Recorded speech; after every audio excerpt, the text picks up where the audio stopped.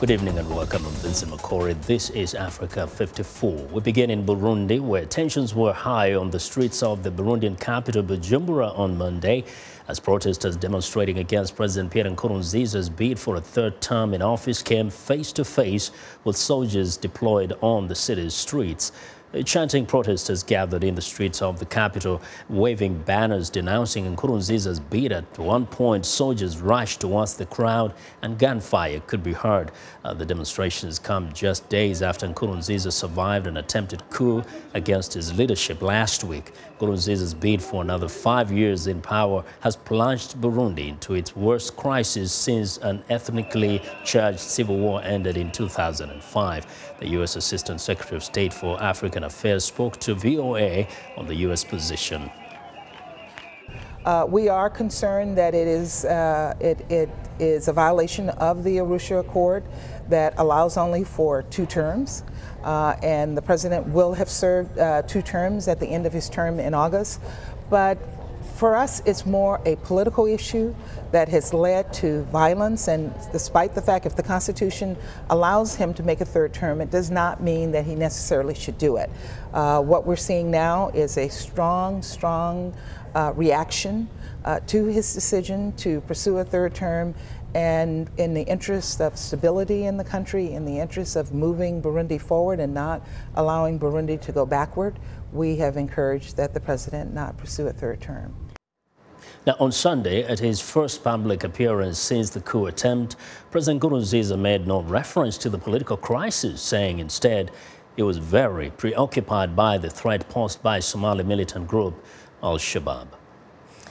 Well, the battle for Burundi has centered on control of the country's influential radio stations. VOA's Gabe Joselow reports from Bujumbura that private and government media have both been casualties on the recent political violence. Radio Bonesha in Bujumbura is officially off the air.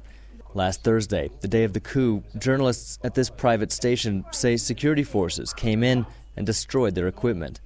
Chief editor Leon Masango said the attack was clearly politically motivated. Policemen and military that said they were loyalists came here to destroy our material. We had done nothing wrong. We're only here to inform the population. Another private station, Radio Publique Africaine, was burned down during the crisis. Authorities here accused the local media of supporting the protests against President Pierre Nkurunziza's bid to run for a 3rd term in office, a plan the opposition says violates the law. Tensions mounted over the course of several weeks, finally boiling over when dissident members of the armed forces announced a coup against the president. Government spokesman Willy Nyamitwe says the private radio stations were complicit in the attempted takeover. They were with the plotters because the plotters were in their studios, and they have been broadcasting this and even some songs, and they have been accompanying this plot as partners. Journalists at the private stations deny being part of the coup. Meantime, the government has heavily guarded its own state media. We're standing just about 100 meters away from the state broadcaster RTNB, but we can't show it to you. That's because the soldiers guarding this area won't let us point our cameras in that direction. It gives you an idea of just how sensitive the issue of media is in Burundi. This amateur footage obtained by VOA shows a demonstration outside the state broadcaster days before the coup. It turns violent when police opened fire on protesters. Rebel military forces later attacked the station during the coup, briefly forcing it off the air. Taking control of broadcast operations is a typical strategy during conflict, according to RTNB television director Nestor Bankumunkunzi. In countries like Burundi, where there has been a coup, they always go first to the national radio to be able to broadcast their message to the population. It's typical when there's a coup. With other stations shut down, RTNB is now the only local media outlet left in Burundi. In a country where radio is king, it is no surprise that the fight for control of the government has centered so much on who controls the airwaves. Gabe Joselow, VOA News, Bujumbura. Now, for more on the U.S. position on the developments in Burundi, VOA's Pam Dockins joins us live from the U.S. State Department. Now, Pam, you had an extended conversation with the U.S. Assistant Secretary of State for African Affairs, Thomas Greenfield. What was our main message regarding Burundi? Well, Vincent, her main message was one of restraint.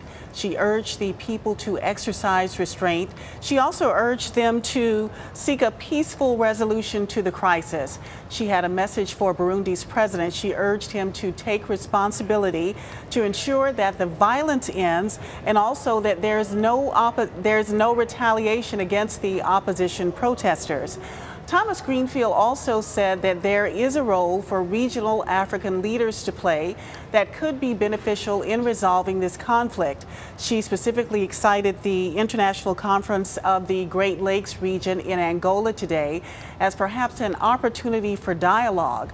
She also said that the U.S. has a role. She said the U.S. is raising its concerns about Burundi at every level. Now, we know that the issue here, the central issue, is President Nkurunziza's bid for a third term. What is the U.S. concerns regarding this third term? The U.S. believes that his desire to seek a third term is a violation of the Arusha Accord, which limits the president to 2 terms. Thomas Greenfield said last week that as a result of this, the protesters are sending a strong reaction to the president's bid.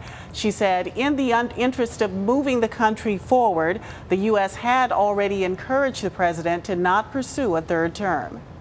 Now, Linda Thomas Greenfield was in Tanzania at the same time when President Nkurunziza was in Tanzania. Did she have an occasion to raise these issues with him? Unfortunately, she did not. While she was there, as you are aware, the unrest broke out and the president had to leave. She said she did have an opportunity to speak to some of the president's aides and raise the concerns. She said from those conversations, she did not get a sense that the president was willing to reconsider his bid for a third term. Now, the obvious question is, say President Nkurunziza ignores all the calls from the United States, from all the international partners, and pushes ahead with a third term, then what? What is the U.S. position? Well, both Thomas Greenfield and State Department spokesman Jeff Rathke said the U.S. might consider something like visa restrictions, and this would be in a case in which there are documented human rights violations as a result of the continuing unrest. We know that not long ago there was an envoy sent, the UN envoy to Burundi. Is there anybody who has been slated perhaps to be sent to Burundi to try and resolve this issue from the U.S. Side?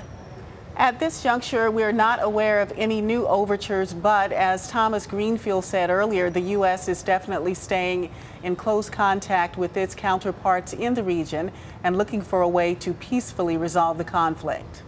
Well, Pam, thank you very much for joining us today. Well, Pam Dockins, Voice of America's correspondent at the State Department.